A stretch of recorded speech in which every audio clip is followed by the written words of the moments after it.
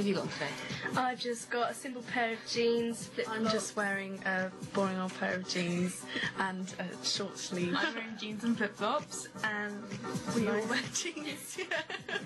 Now, why do you all wear jeans? Do you all want to look the same? Well, we wear different kinds of jeans.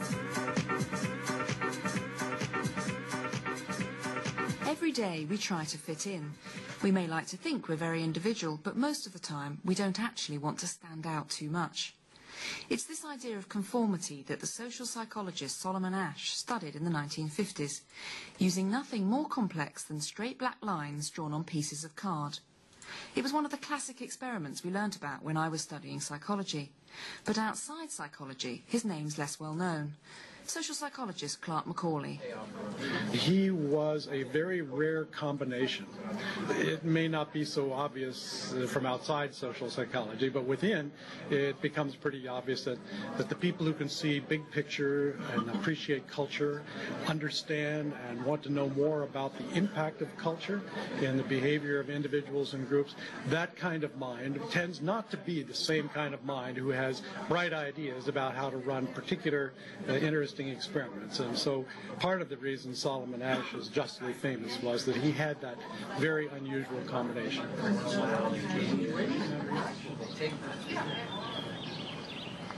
I'm at Swarthmore College in Pennsylvania, and it's just a half-hour train journey from Philadelphia. It's hard to believe this could be so near the city. It's built on the site of an old arboretum, and so there are lots of trees and beautiful flower beds, and set amongst them are the 200-year-old buildings that make up Swarthmore College. This is where Solomon Asch dreamt up the idea for his studies on conformity. Imagine you're asked to go into a seminar room and you sit around a table with 5 or 6 other people. Then the person in charge shows you 2 pieces of card, and on one of them is a vertical black line. On the second card are 3 vertical black lines of different lengths. All you've got to do is say which line matches the first one, and they're quite big differences, so it's really not hard at all. This is a reconstruction of Asch's experiment, designed to see whether a group can influence a person to deny the evidence of his very eyes. Stanley Milgram, one of Asch's students who later became a famous social psychologist, made this film in 1974. Unknown to the other person, all the participants are confederates of the experimenter, with the exception of the person himself, who is being tested to see if he will conform. The experiment you will be taking part in today involves the perception of line length. Your task will be simply to look at the line here on the left and indicate which of the 3 lines on the right is equal to it in length. So, for example, if you think the correct answer is number 1, you simply indicate that by stating 1. Why don't we proceed in the following manner? You'll give your answers first, you'll be second, you'll be third, and so on. 1. 1. 1. 2. 1. Trial after trial after trial take place with different sets of lines, and every time, everyone else has a different answer from you. So when it gets to the 5th or 6th time that this happens, would you start changing your answer to fit in with the others? Asch thought they wouldn't. 3. 3. 3. 3. 3. In over a third of the trials, the subjects tested denied the evidence of their eyes. Of course, this is in the context of being after World War II, when Nazi propaganda was supposed to be all-powerful and irresistible and so on. So it was in that kind of a context. He wanted to show that people actually had private opinions that were not easily moved. But with people giving answers that went along with the majority a third of the time, Asch's experiment didn't appear to show that. During my visit to Pennsylvania, I met several people who'd known him, and I got the impression that he was a kind, quiet man who looked for the best in people. He was born in Poland in 1907 and came to America when he was 13. He studied psychology because he was interested in human nature and was disappointed to find it dominated by animal experiments on subjects like learning and perception.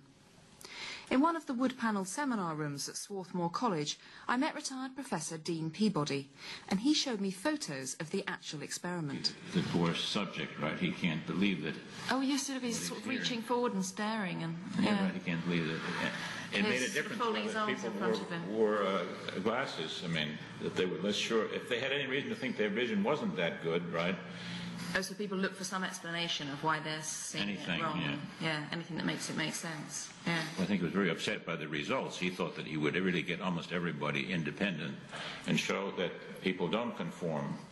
He wanted to show that human beings saw the world as it is. In actuality, 29%, I know those statistics well, I computed everything. Only 29% of the subjects were always independent. Henry Gleitman, Professor of Psychology at the University of Pennsylvania, worked with Asch on the experiments, finding students from the colleges roundabout to take part. I rounded up a whole bunch of people who were the Confederates. God, there was one woman, I never had the courage to ask her for a date, not after that experiment. She was upset. There were 10 other women who said that a 4-inch line was taller than a 5.5.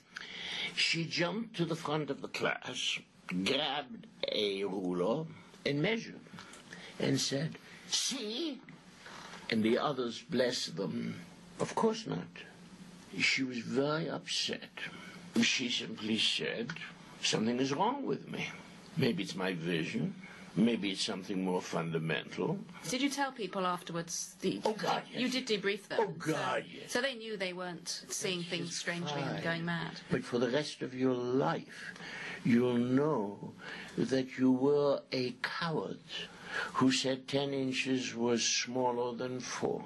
Why did you go to another college rather than using students at Swarthmore? It has something to do with your own nest. You're supposed to teach them. They're supposed to trust you.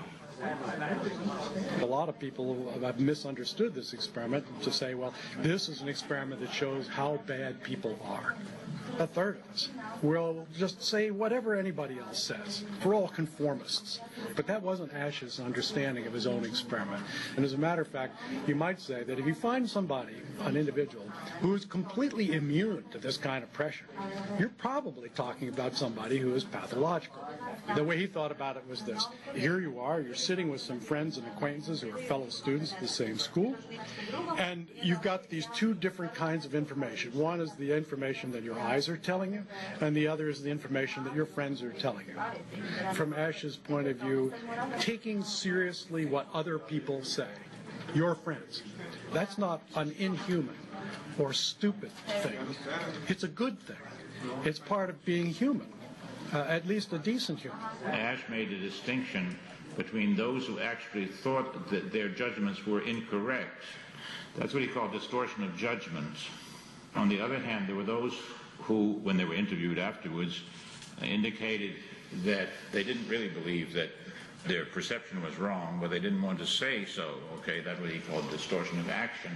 He was most interested, I think, in the fact, not that people conformed, but how upset they were. Before they conformed, or if they didn't conform, in either case, they were really upset that somehow their view of reality was so different. So that piece of the study never really gets transmitted. Professor of Psychology Paul Rosin knew Asch at the University of Pennsylvania, but became a close family friend after Asch retired. I was intrigued to know what Solomon Asch, known as Schleim to his friends, was actually like. He's the kind of person who doesn't immediately impress you as being very smart, because we tend to judge intelligence by rapidity of speech and short time between a question and an answer. And when you ask Schleim a question, there would be some silence for a while.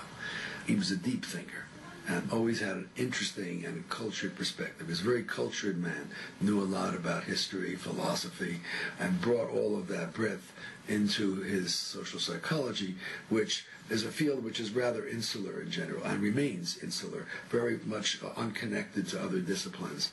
And do you think his contribution to social psychology was very great? A lot of social psychologists would certainly rate him as one of the greats of the 20th century, but his influence on the field was not nearly what it should have been. He set a model in his book, 1952, Social Psychology, for what a social psychology should be about. I still think it's the best book in the field, though it's over 50 years old. And it was a cultured social psychology in which you considered humans in a cultural context.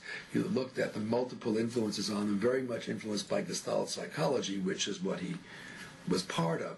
Gestalt psychology focuses on context.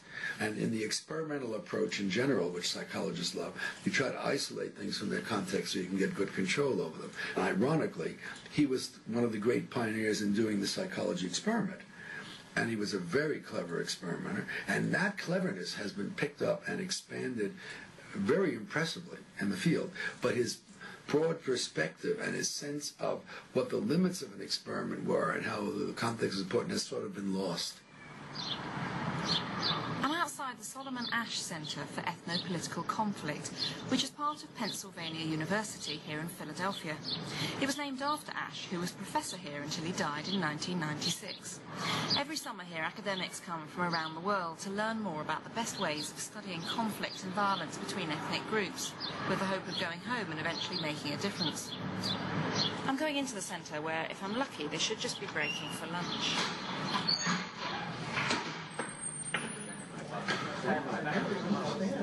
I'm Clark McCauley. I'm professor of psychology at Bryn Mawr College.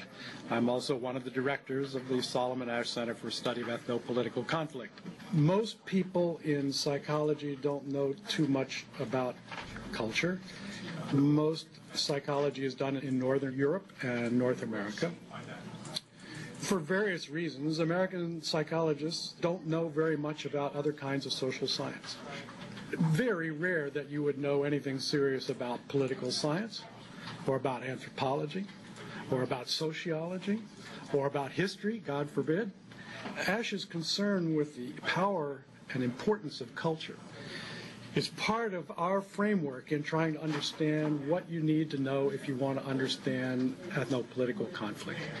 You've got to be ready to get outside of just psychology. That was our original inspiration here, to get the focus out of North America and Northern Europe into the rest of the world, and to raise our sights from only psychology to a knowledge of the social science disciplines which have been working on these kinds of problems for decades and often centuries, while we psychologists have not been paying very much attention.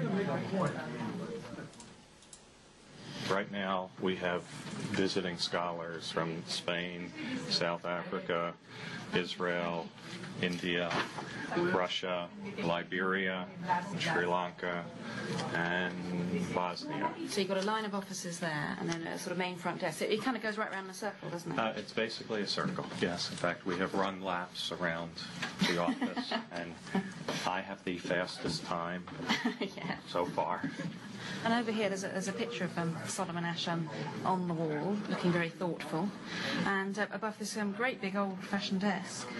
This is his original writing desk. It's one of those desks where you stand and write, and he has a stool here for when he wanted to sit. I guess it's like 4 feet up or more off the ground. So it's like a sort of oversized school child's desk. I mean, it's sort of got a flap up top, but it opens. A very high stool. In here, there are various books and papers of his as well.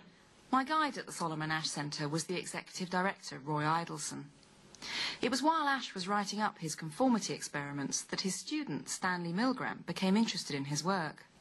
Then when Milgram went on to Yale University, he conducted an experiment on authority which made the ethical questions posed by Asch's study look very small fry. I was very impressed with Asch's experiment because it showed with a kind of stark reality the degree to which individual action could be shaped by group pressure. The problem I wanted to study was a little different. It went a little bit further. The degree to which a person would go along with authority, and particularly a malevolent authority. So Milgram was influenced by Asch? Oh, yes. Yeah. He was influenced, and Asch totally rejected it. I mean, he thought it was a terrible thing to have done. In Milgram's experiment, he led people to believe that they were giving someone electric shocks when they made mistakes on a word task. Blue, boy, girl, grass, hat. Correct. Nice. Day, sky, job, chair. Wrong. Answer is day. 285 volts. In fact, there were no shocks at all, just a screaming actor. But the electric shock machine appeared to go right up to 450 volts, with labels saying danger, severe shock. When the subject wanted to stop, the experimenter, the authority figure, simply told him to carry on. Answer, please. Are you all right in there? Please continue, teacher. I'm up to 390. Continue, please. Something's happened to that man in there. He won't answer me or nothing. Please continue. Go on, please. You accept all responsibility? The responsibility is mine, correct. Please go on. Gold, dollar, necklace, moon, paint. Answer, please. Are you all right? 405 volts. The answer is moon. Nice and hard. Stone head bread work. In the end, 65% of people were willing to give potentially lethal shocks simply because the experimenter told them to. Milgram's experiment has been used to explain why apparently ordinary people were prepared to behave brutally when employed in Nazi death camps. This is violence under orders, which is different from just going along with violence because the rest of your group are. Police have moved in, and they've moved in numbers and with force. Come with my girlfriend, we come to soak up the atmosphere and watch a bit of football, and we're just dodging bottles and running away from CS gas. I've just had enough, I want to go home. What it is extreme nationalism. I think the need is, though, to be able to prove that at best they need to defend England's name. I mean, it passed for owned a third at world, didn't we? And I think we need to try and defend that reputation. Live with the latest. My experience, particularly when I was travelling with the Cockney Reds, was they didn't just talk about the violence of the football matches, but some of the people were involved in violence of every conceivable kind you can imagine. Violence between different council estates, racial violence, violence between different cults, different sects, such as mods, greasers, skinheads, stuff like that. And the football hooliganism was just a part of a kind of violent lifestyle. Today, Mark Glanville is an opera singer, but previously he was a football hooligan. Because he wanted to fit in, he lived a double life. When he got a place at Oxford, he even pretended to his football friends that he was going to jail for manslaughter, a sentence just long enough to explain his absence while he got his degree.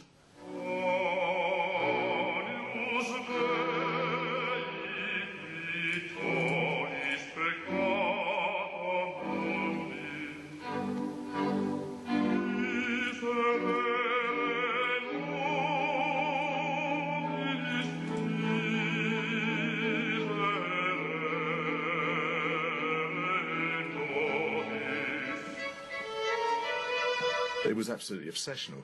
I mean, you'd have conversations where people would actually compare stitch counts. It was quite bizarre because they all seemed to know the number of stitches that a victim had had in order to deal with a wound that they had inflicted. And I could never quite work out whether they sort of waited at the hospital ward and sort of asked the nurse, how many was that in? 200, thanks very much, and walked off. But why did you join in? Did you just want to conform and be a member of that group and be accepted by them? In a sense, it was the reverse to begin with. I certainly found it very difficult when I was at school to make friends. I felt very much an outsider, very much a loner. And really, in a sense, that was because of my cultural and intellectual interest as opposed to anything else. There weren't many people around that were interested in Latin and Greek and opera and that sort of thing. I was a bit of a sado at school, really. I didn't really have many friends. And the football hooligans seemed to kind of readily accept me, funnily enough.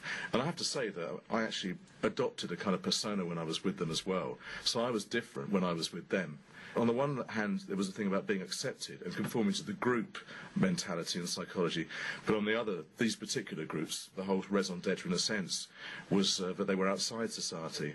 A lot of it's to do with large-scale attacks on the police, for example, who are obviously representative of law, order. Yeah, so it's not conforming to society, but it's conforming to a different group, exactly. an outside group I instead. absolutely accept that, yeah. There's a difficulty in using this notion of hooliganism as an explanation for these major incidents involving England fans. When you begin to break those incidents down, you can see that the issues underlying the emergence and escalation of conflict are far more complex than just simply the presence of thugs. Dr. Clifford Stott lectures in social psychology at Liverpool University. He's helping the Home Office by investigating the causes of football violence. He went to watch the crowds at the 1998 World Cup, where some England fans lived up to their bad reputation. News from France, where there have been violent clashes involving England football fans and French riot police in Lens, where England... So you can see, I mean, there people are just sort of walking around, getting off the train and things, and it all looks sort of perfectly peaceful. Well, I think this is part of the problem, is that England fans come into these towns and they're surrounded by riot police and surrounded by hostility. And one mustn't forget that this is 3 matches into the tournament, and there have already been 2 matches. One in Marseille where there were major incidents of violence, and then one in Toulouse where there was no major incidents of violence at all. And then we come to Lens, and there's a lot of expectation because this game was seen to be the one that was likeliest to attract those hooligan elements. So it was always going to be policed in a very, very heavy way. And it creates a tension that adds to the likelihood that violence is going to occur. We call it the conditions of conflict. And I mean, certainly in these pictures, you can see far more riot police than you can any fans. Yeah. Extra police deployed, stated. There's a real distinction to be drawn there between the hardcore groups who actually want to basically fight each other and sort things out between them, and the idiots who go out to European cities and start smashing a place up. A lot of the hardcore hooligans condemn that kind of behaviour because, in fact, the law and order comes down harder on the hardcore hooligans because of the activities of these kind of fringe people who are what they perceive as the wannabes. Oh, that's interesting. Yes, so even within it, there's almost different groups in a way, and very much so. Like a society would have. If you say if they've got their own rules about how not to beat people up too much and who you do beat up and who you don't, then exactly. So I mean, in fact, they call them the barmies. That's what they call them, the barmies. If we're talking about the importance of the Asch conformity paradigm, what it began to get psychologists to think about was the issue of social influence and why people conform. And one of the difficulties of the interpretation of the Asch paradigm is that it tends to be understood that conformity occurs as a kind of irrational influence, that people somehow their individuality is subverted by the group and people conform in a kind of mindless way. Whereas more recent work on social influence, based on what we call the social identity model or social identity self-categorization theory, looks at social influence as an outcome of identification, and it's a rational process, that our identities as human beings are an outcome of the social relations that we find ourselves in.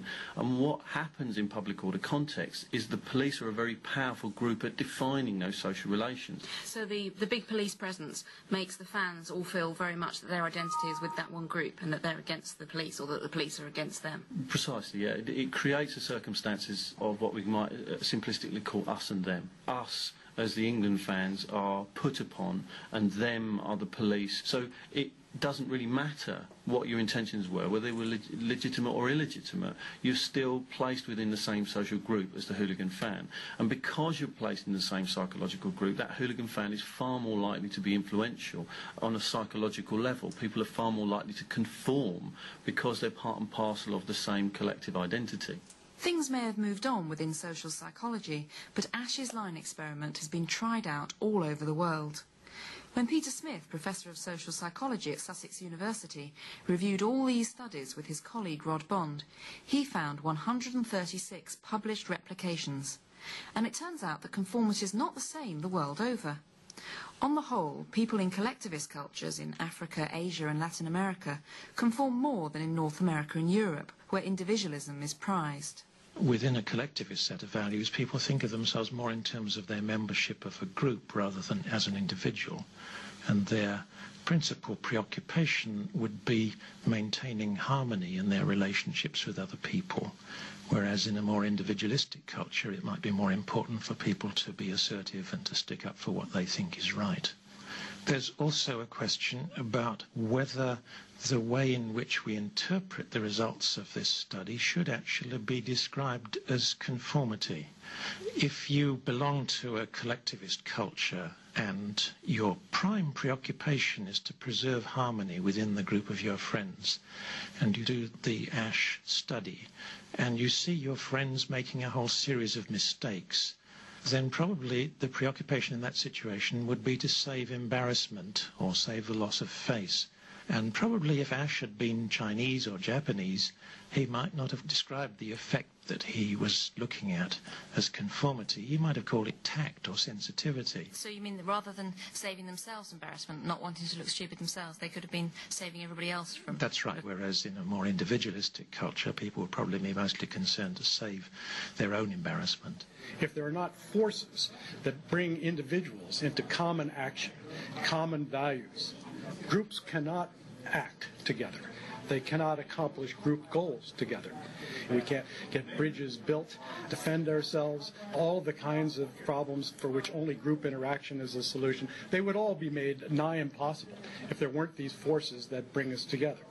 But when you get the example where one group sort of turns on another, I mean, then has that conformity gone too far? I mean, like the sorts of situations you're studying here. Well, too far.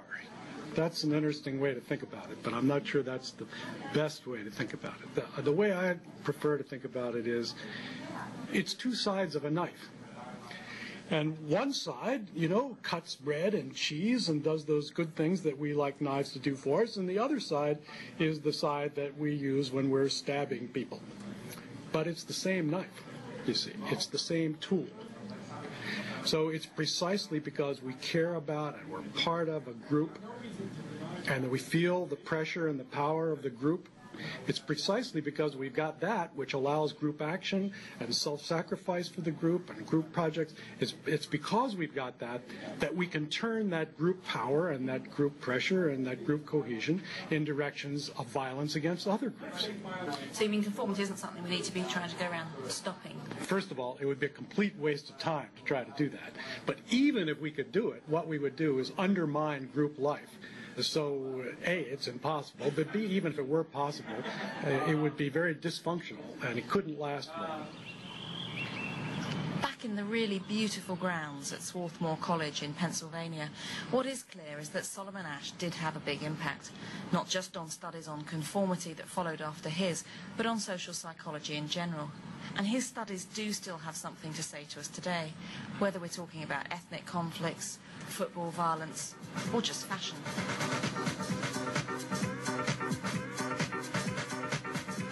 Okay, I'm gonna wear smart jeans. Yeah, I think. What about with those shoes? What about those your red boots? Oh yeah, they're really People are now labelled by what they do or what they like, what music they like. There's the idea of a skater wearing baggy jeans and a hoodie because they skate and that's what they should wear. Or if you like a certain band, you'll wear their name on your back. And all your friends will do the same. Dark shirt? Yeah, that would look nice. And there's something classic, something who's not going to be like too out there. Yeah. You just want to fit in through your clothes. You want to somehow express your own style, your own personality, but in a way that you'll still fit into your friendship group. Yeah, that would actually really good.